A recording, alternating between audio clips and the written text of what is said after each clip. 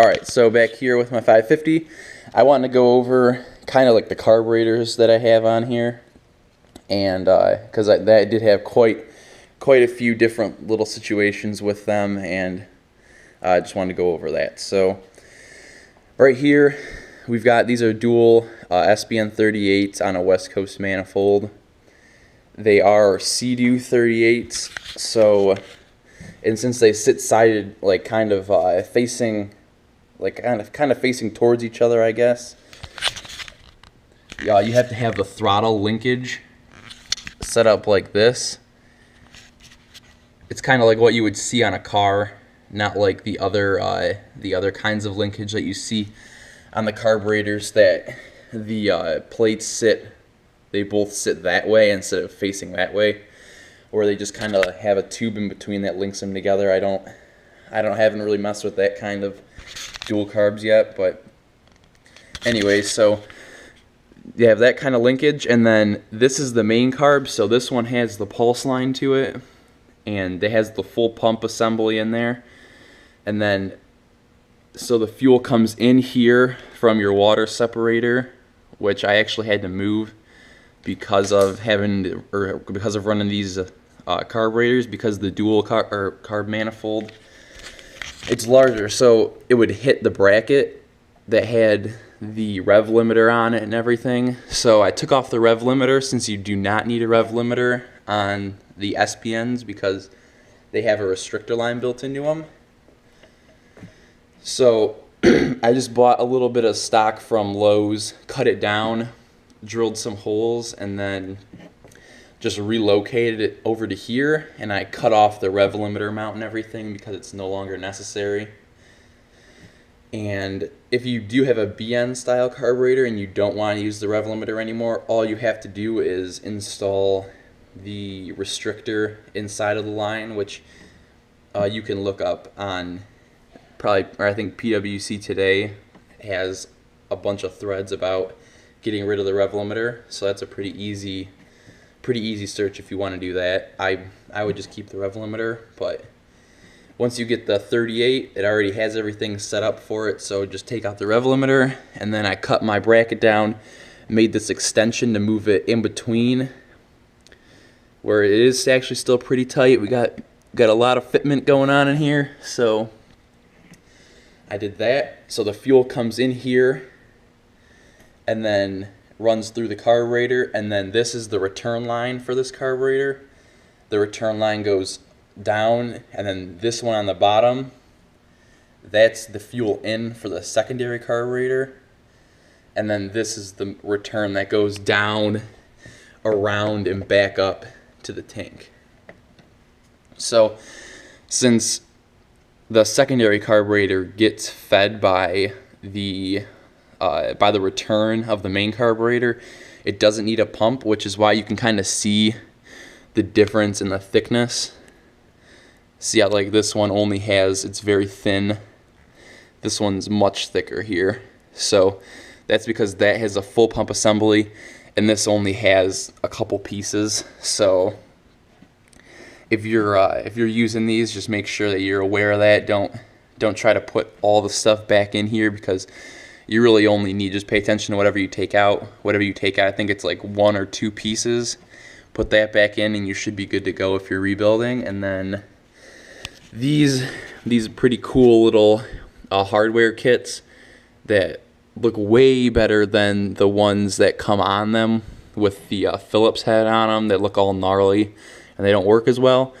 These are replacement hardware kits from Jet Maniac, so they look a lot better and they work better. They just have an Allen, and if you are going to order these and you put it in your order, just make sure that you specify that you have the carburetors that has like a kind of like a slave carburetor, so he knows to get you the shorter style kit, so you don't have a ton of extra hanging out and then you don't know what to do. He'll probably ask you, but just in case he forgets, it's good to know that you're going to want the shorter kit. And then I'll also just address these here, these Carb diaphragm covers that look amazing, way better than the stock style, are wax racing diaphragm covers, and He's based in Australia, makes amazing products, and definitely check him out if you have a vintage jet ski. The shipping is a little bit expensive just because he's in Australia, but he definitely has amazing products that are well worth, a little bit of extra money. He's doing great stuff. So definitely check out Wax Racing. And then on top here we have the Riva flame arresters, which I'm pretty stoked on that they fit under the hood and everything is clean. So I'm excited about the look of those. It's what I really wanted. And then over here we got rid of the choke plates and we put in the primer fittings, of course. So that's pretty cool too. That worked out. And for a minute there I was just using a one line, and I would like pump it, switch it, and then put it on this one and pump it once, and then throw the hood on and start it. But I got these a little tiny Y for it. I got an extra one here just in case something happens to that one. So these are 1/8 primer line Ys that I got from Showtime Freestyle, and I kind of think I have his card here, but it was super cool. He ordered me out some stuff that I needed and shipped it right out to me, and so that's pretty cool. Here's his card that I had sitting here. Oop. So if you want to get into contact with him or anything like that, hit up his website. He has some really cool stuff, and like I said, he just ordered these up for me and shipped them out. Really nice guy, so check him out too. And if you are going to rebuild your carbs also, make sure that you only use genuine kits. Don't use anything that's not Mikuni brand. Always, always, always use genuine kits, because the other kits I hear that they don't even last a season. It's half a season. They're all broken down, and you're rebuilding your carbs again. Whereas on my other carburetors, they never seem to go bad as long as you run them a couple times a year and you don't let gas get all gunked up in there. You should be good to go. So that's kind of the situation with these. My throttle cable, it's kind of weird how it is right now, because it has like this bend in it from the stock. I don't know if you can really do anything about that though. So I just kind of have it run here, and then some temporary spacers up here to kind of get my throttle right to where it bottoms out, and I also get the full pull.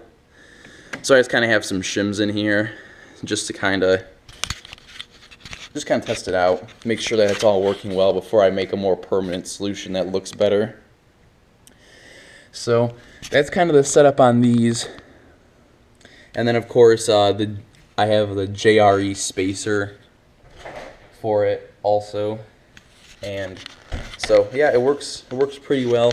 I still have to cut down these bolts that I got a little bit too long, but I wanted to make sure that it all worked. So that's these, and they seem to work really well. I enjoy them a lot, and they had great response. The plugs looked great the first time, so I hit the jetting on the head pretty well. I could probably mess with the screws just a little bit, but besides that, really enjoy these carbs. A lot out of the hole with this thing, with the dual carbs, the half pipe, and the low pitch impeller, or the 15 pitch impeller. It really gets up out of the water fast. So I'll hit you with the next update.